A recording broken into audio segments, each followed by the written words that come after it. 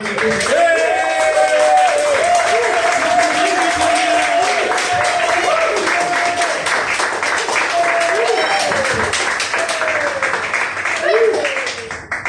gentlemen, well! It's amazing, it's lovely to be here. It's amazing. Thank you all for coming out. Thank you to James for running the night.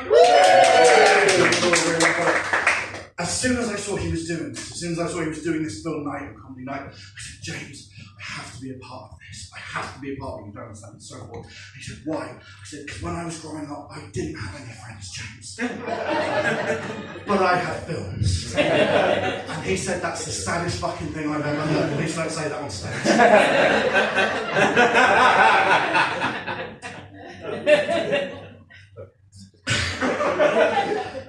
Love it. Like, all of my earliest, fondest memories are of films, which is what happens when you grow up without any friends and a shit family.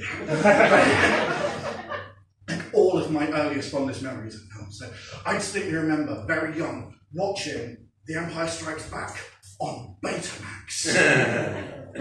Betamax. Is anyone in this room old enough to remember Betamax? Hey. Yeah, right? By the time I watched The Empire Strikes Back on Betamax, it was already obsolete technology.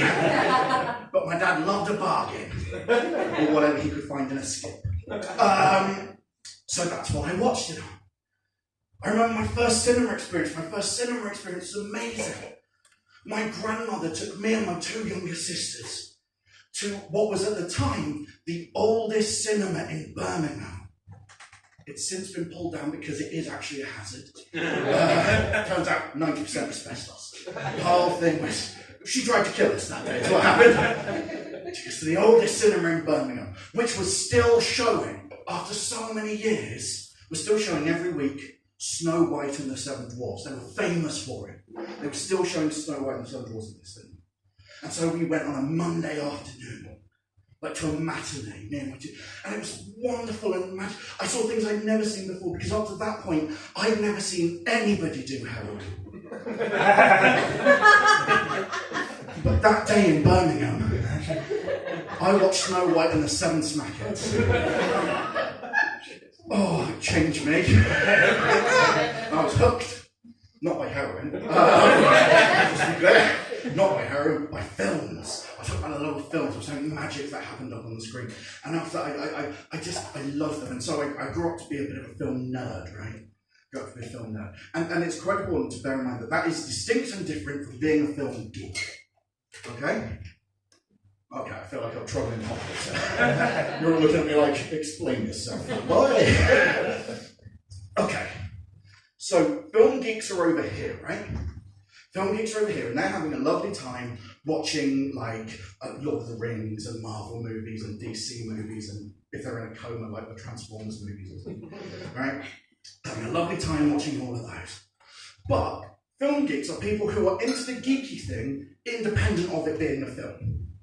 So, like, okay, so Lord of the Rings fans typically were fans of Lord of the Rings before it became a movie, right?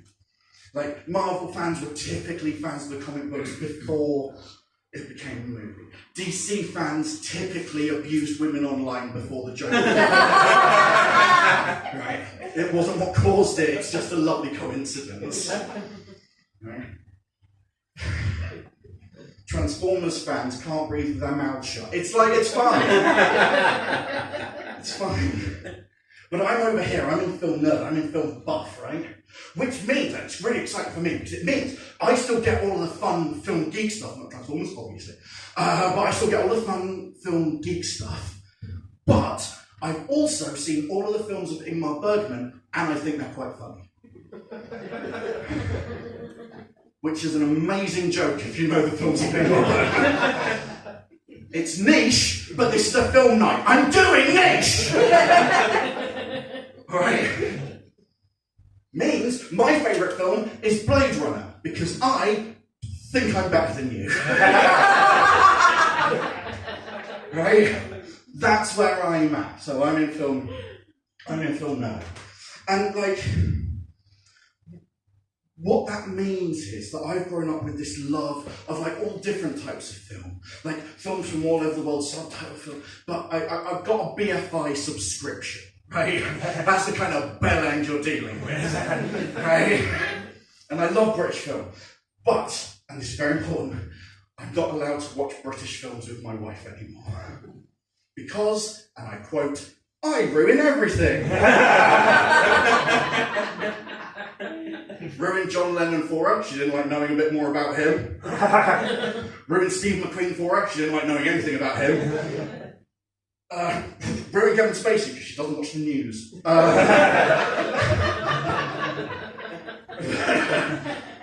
ruined British film for her because while watching the British film, I pointed out that there are essentially 3 types of successful British film, because that's how comedy works. That one's literally just for the comedians, because it's only 3 in comedy, that's fine. But there are 3 essentially types of successful British film. First, period drama. We all know where we are, nods of approval, lovely. We all know where we are with the period drama. You've got your bonnet, you've got your corset, you've got the barely repressed sexuality, right?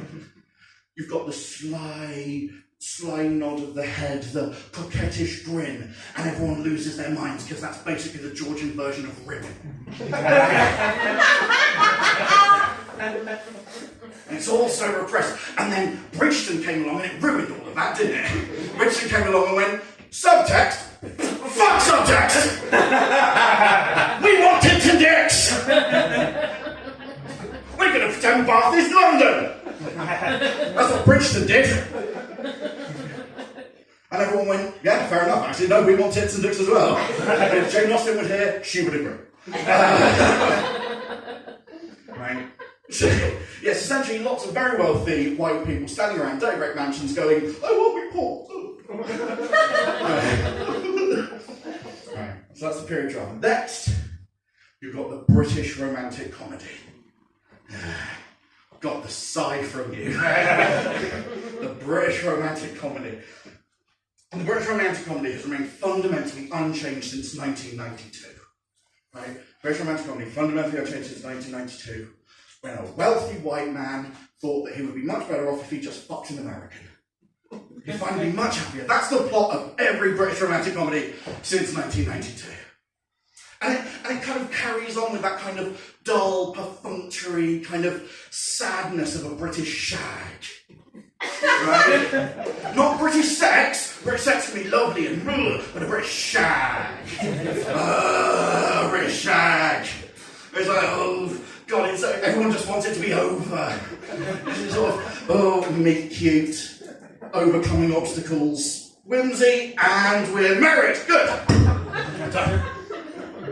And that's so different to everything. So different to like a French romantic comedy, right?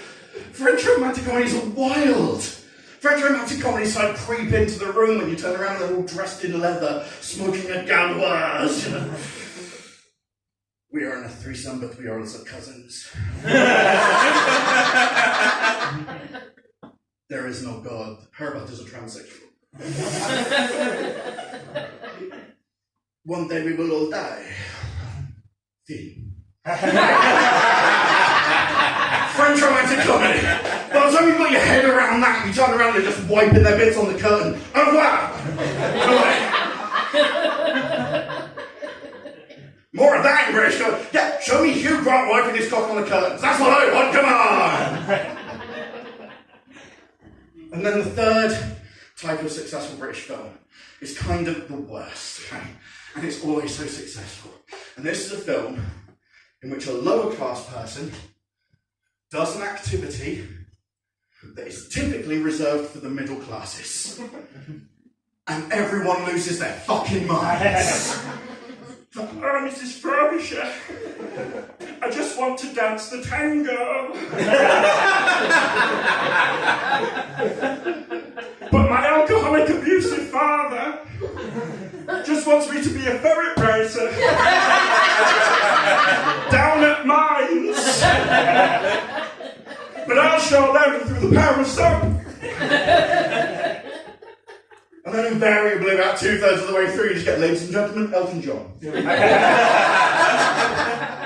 We'll have some story for you. And with that, ladies and gentlemen, Elton John. Thank you very much. I've been Joe Taylor Mills.